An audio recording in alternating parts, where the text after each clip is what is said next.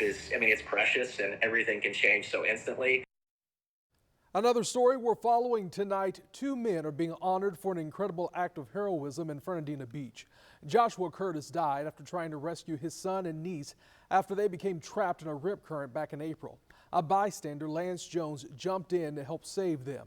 Now both men are receiving the Carnegie Medal, the highest honor for civilian heroism. And our Cindy Deshawn is joining me right now because she got a chance to speak with the man who survived. Yes, Anthony, that's right. Tonight, Lance Jones says that he is just thankful he was there to help. He didn't know this family and he had no formal life-saving training. He just ran into the water, fighting a dangerous rip current because he knew 2 children and their family needed help.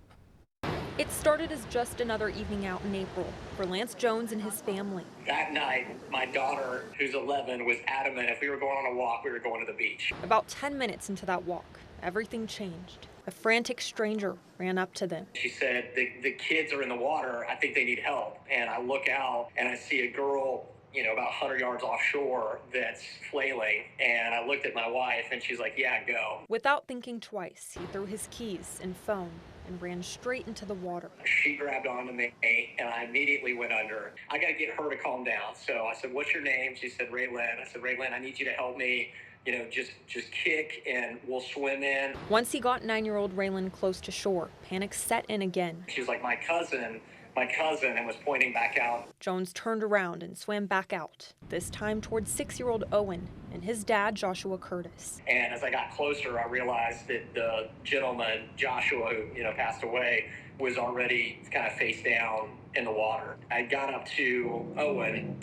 He jumps off of his dad and grabs around my neck, and I go under again, but he didn't let go. Battling a strong rip current, Jones tried to keep them both afloat. That's exactly what Josh did for those 2 kids as long as he could. Jones started a desperate push back to shore, one arm on Owen, the other on Curtis. Pure God moment. I'm like, get us in. I don't know what else to pray, but just get us in. While the children survived that night, Curtis did not. God had us there at that time for a reason, and it's still heartbreaking that, wasn't in time for Josh. Jones and Curtis are now Carnegie Medal recipients, recognized nationally for heroism, but Jones says he struggles with the word hero. I know reverse, if it was a similar situation and someone went out and did that for my daughter or my son, I would probably put that same title. So, yeah, bittersweet, but I mean, super humbling.